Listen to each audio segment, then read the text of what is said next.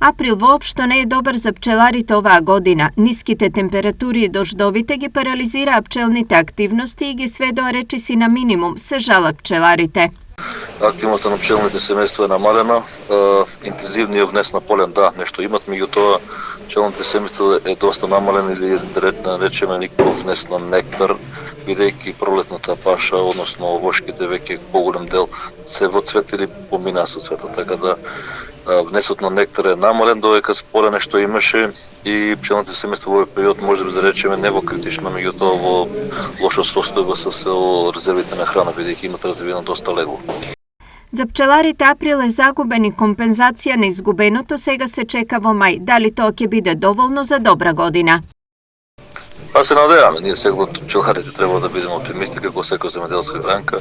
Оптимисти сме, треба затоплување, сега има доволно влага во почвата, да го нема оној ветер што ние пчеларите не го посакуваме ладни денови, значи да се стопли, мислам дека би било окей. Климатските промени се причина за драстично намалување на приносите од мед во последните неколку години и за повеќе од половина.